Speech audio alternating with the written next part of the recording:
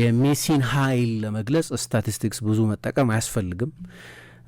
አይቶ ኢንጆይ ማድረግ ብቻ በቂ ነው። እኔ ተጨማሪ የአድናቆት ቃል ተጨማሪ ሱፐርላቲቭ ምን አይነት ተጫዋች እንደሆነ ለማብራራት የሚሆን ተጨማሪ ጠንካራ ቃል የለኝም። በጣም አስደናቂ በጣም አስደናቂ ተጫዋች ነው። ጂኒየስ ነው። እንግዲህ ጨዋታውን ስታየው ሊዮኔል ሜሲ ባለፉት በርካታ ዓመታት እንዳደረገው አንዳንድ ጊዜ ከእይታሽ ይጠፋል እና በጨዋታ ውስጥ ኢንትረስት ያጣ ፍላጎት ያጣ እስኪመስል ድረስ ብዙ የመሳተፍ ፍላጎት የሌለው እስኪመስል ድረስ ወክ ያደርጋል ከዛ ኳስ እሱ ጋር ሲመጣ ድንገት አክሰለሬት ያደርጋል እና ያው ከባዱ አደጋ ይደርሳል።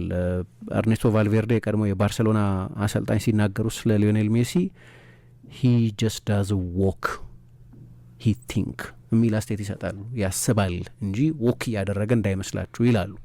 ይሄ በጣም የላቀ ታክቲካል ኢንቴሊጀንሱን የጨዋታ ንባቡን የሚያሳይ ነው። ሜሲን በጣም አስደናቂ ተጫዋች ነው ብሎ ለማድነቅ ትልቅ የእግር ኳስ አእምሮ እና የላቀ የዚህ ስፖርት እውቀት የሚጠይቅ አይመስለኝም። በአንድ እይታ ምናልባት በአንድ ፓስ፣ ምናልባት በአንድ ድሪብል፣ ምናልባት በአንድ ጎል፣ ምናልባት በአንድ አሲስት፣ በአንድ ኪ ፓስ መግለጽ ይቻል ይሆናል።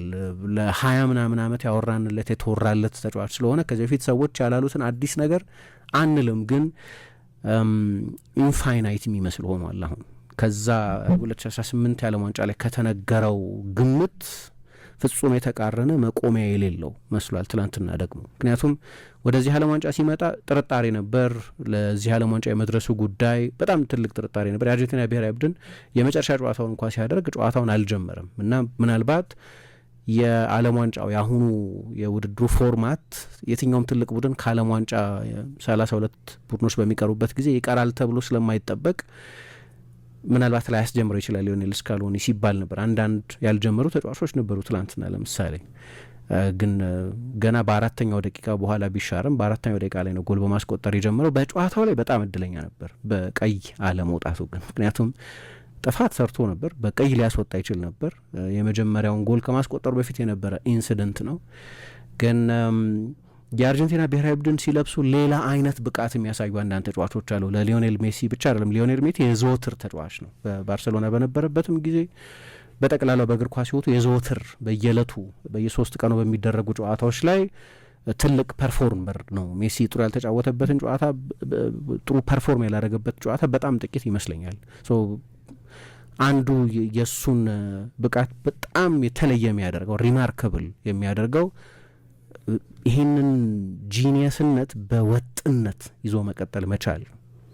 ጂኒየስ መሆን አንድ ነገር ነው። በቃ የ5 ዓመቱን የ6 ዓመቱን ቪዲዮ ብታይ እንዳሁኑ ነው የሚጫወተው። 27-28 ዓመቱ ላይ ይጫወት እንደነበረው ነው የሚጫወተው። ስለዚህ የአስደናቂ ተጫዋችነቱ ጉዳይ ሁሌም ለጥርጣሬ ቀርቦ የሚያውቅ አይደለም። የክህሎቱ የተሰጦ ጉዳይ ለጥርጣሬ ቀርቦ የሚያውቅ አይደለም። ግን ይህንን ጂኒየስነት ለዚህ ያህል የጊዜ ርዝማኔ ይዞ መቆየት በጣም አስገራሚ ነው። አሁን ላፑልጋ ይሉታል። ያኔ ኮሎራዲቶ ተብሎ በሚጠራበት ጊዜ ቀይ ጸጉር ስለነበረው ቀለም ስለነበረው ቀለማሙ ለማለት ነገር ኮሎራዲቶ ይባል ነበር ገና ልጅ በነበረበት ጊዜ እና እንዲያውም በ7ና በ8 ዓመቱ በሮሳሪዮ በነበረበት ጊዜ ለተጋጣሚ ቡድን ተጫዋቾችና አሰልጣኞች ያ ባለ ቀይ ጸጉሩን 10 ቁጥር የሚለብሰውን ተጠንቀቁት ይባል ነበር። አሁን 39 ዓመት ሊሆነው ጁን 24 ነው ልደቱ የሚከበረው። ስለዚህ ኤግዛክትሊ አንድ ሳምንት ነው የቀረው እና